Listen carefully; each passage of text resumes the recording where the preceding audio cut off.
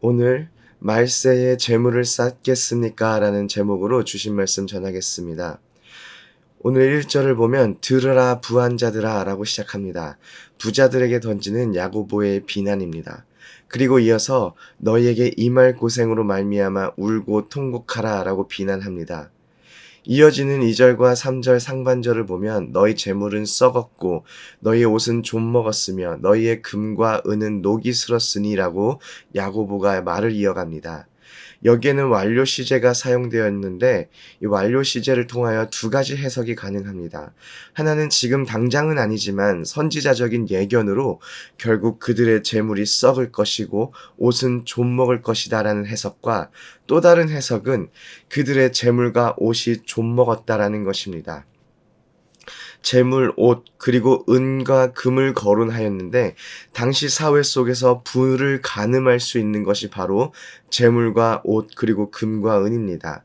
오늘날로 말하자면은 큰 집, 주식, BMW나 포르쉐 같은 것이 될 수 있겠죠. 또 여기서 말하는 재물은 특히 음식을 상징합니다.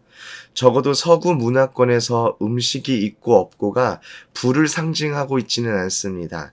하지만 예수님 당시 문화 속에서는 하루에 3끼를 먹을 수 있는 사람은 부유한 계층의 사람이었습니다. 대부분이 하루에 2끼를 먹었습니다. 그래서 주기도문을 보면 오늘날 우리에게 일용할 양식을 주시옵고 라는 기도가 들어가 있는 것입니다. 두 번째 해석으로 본다면 재물은 다시 말해 음식은 썩었고 너희의 옷은 좀 먹었다 라고 말하고 있습니다. 야고보가 부유한 사람들을 비난하는 것은 야고보가 공산사회주의 정권에 물들어서 가진 자들을 원수로 여기고 있기 때문이 아닙니다. 세상의 가난으로 인하여서 음식을 먹지 못하고 또 갖추어진 옷을 가지지 못한 사람들이 넘쳐나고 있음에도 불구하고 부유한 자들은 가난하고 연약한 사람들 향해 눈을 돌리지 않으며 오히려 그들이 가지고 있는 음식과 옷이 창고에서 썩어가게 두고 있음을 고발하고 있습니다. 부유한 자들이 가지고 있는 사회적 책임을 외면하고 있는 것을 비난하고 있는 것입니다. 3절을 보면 너희의 금과 은은 녹이 슬었으니 라고 기록하고 있습니다. 결혼 반지를 맞출 때에 아무것도 모르는 젊은 신부들은 다이아가 박혀있는 그런 반지를 원합니다. 그런데 뭔가 좀 아는 분들은 순금으로 되어 있는 반지를 하려고 합니다.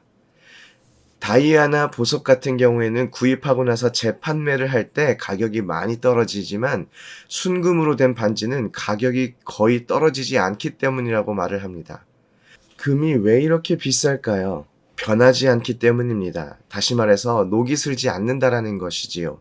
그런데 왜 성경은 금과 은이 녹이 슬었다고 말하고 있을까요? 이것은 사실 속담적인 표현입니다.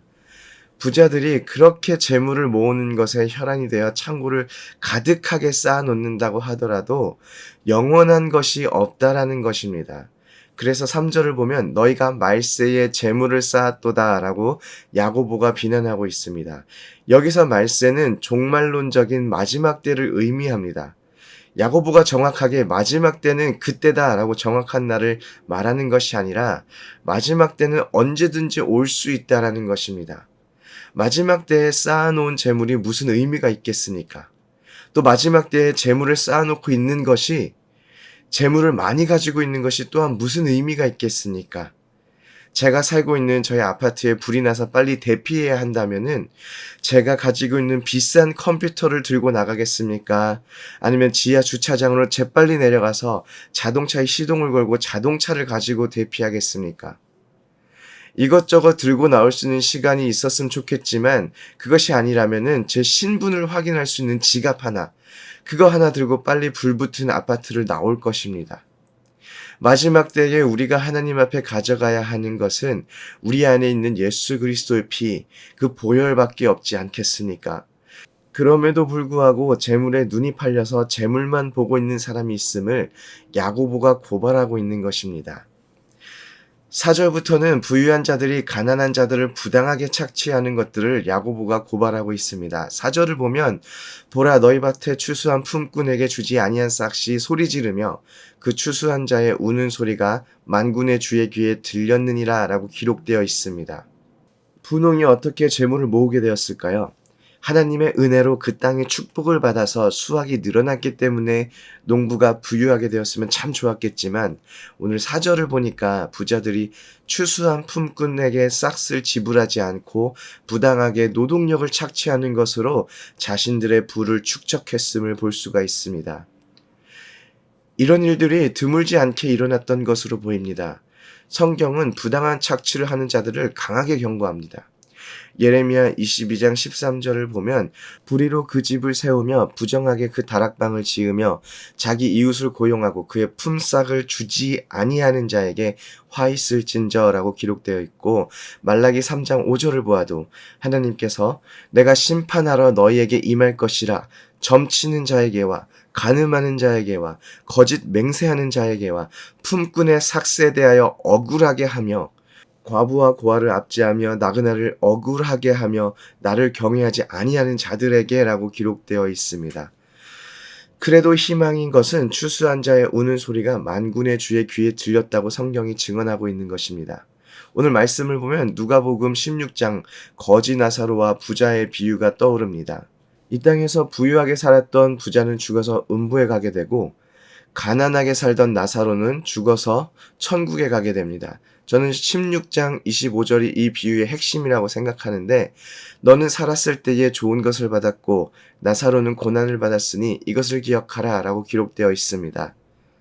부자는 땅에서 잘 살았으니 음부에 가고 거지는 힘들게 살았으니 천국에 가게 된다는 그런 뜻이 아닙니다. 거지 나사로와 부자의 이야기는 어떻게 해야 천국에 들어가게 되는지를 설명하는 비유가 아니기 때문입니다. 부자가 살아있을 때 자신의 창고를 채우고 자신의 갈망을 탐닉하는 것에 온 에너지를 쏟으면서도 자신의 집 앞에 있는 가난한 자를 돕지 않았음을 성경이 고발하고 있습니다. 오늘 야고보 말씀 5절에도 보면은 이들 역시 마지막 날에 땅에서 사치하고 방종하여 마음이 살찌게 되었다고 성경이 증언하고 있습니다. 다른 사람을 돌봐야 하는 사회적인 책임을 뒤로 하고 마지막 날에 자신의 갈망을 살찌우는 것에만 열중하고 있었음을 고발하고 있는 것입니다. 6절은 너희의 의인을 정죄하고 죽였으니 그는 너희에게 대항하지 아니하였느니라 라고 전혀 스토리와 맞지 않는 말이 나오는 것 같습니다. 여기서 의인은 예수 그리스도를 가리키는 것 같지만 그렇지가 않습니다. 왜냐하면 성경 어디에도 부자들만이 예수 그리스도를 죽였다라는 기록이 없기 때문입니다. 사실 여기서 의인은 가난한 자들입니다. 여기서 정죄하고는 법정적 용어인데 부유한 자들이 가난한 자들을 고발하고 법적으로 억울하게 몰아가지만 그들은 대항하지 않았다라는 것입니다. 사실 대항할 수 있는 사회적 위치도 없었고 그것에 대해서 대항할 수 있는 재물적인 능력도 없었음을 성경이 이야기하고 있는 것입니다. 부유한 사람들이 부당한 착취를 하는 것을 야고보가 끝까지 고발하고 있습니다. 오늘 우리는 이 말씀을 통하여 어떠한 삶을 살아내야 할까요? 재력이 있어서 이웃을 돌보아도 전혀 삶에 문제가 없는 분이라면은 이웃을 돌보는 삶을 살아내면 되시겠지만, 저같이 당장 다달이 페이먼트를 내는 삶에 쫓겨 사는 분들은 오늘 본문이 어떤 필요가 있을까요? 저는 여기서 하나의 원리를 보게 됩니다. 바로 마태복음 6장 24절입니다. 한 사람이 두 주인을 섬기지 못할 것이니 혹 이를 미워하고 저를 사랑하거나 혹 이를 중히 여기고 저를 경히 여김이라. 너희가 하나님과 재물을 겸하여 섬기지 못하느니라. 부를 추구하는 것에 삶의 목표를 두고 살아가는 것, 부를 축적하기 위해 부당한 착취를 할 수 있는 것, 이 모든 것이 하나님을 주인으로 섬기는 사람들은 살아갈 수가 없는 삶입니다. 마태복음 6장 21절을 보면 내 보물이 있는 곳 그곳에 내 마음도 있느니라 라고 기록되어 있습니다.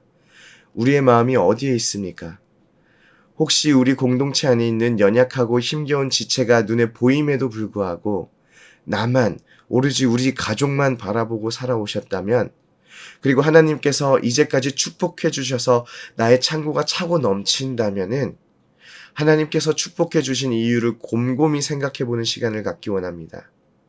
우리는 두 주인을 섬기며 살아갈 수가 없습니다. 우리가 마지막 때에 너희가 말세에 재물을 쌓았도다 라는 책망을 듣지 않게 되는 삶을 살아가시기를 소원합니다. 아멘.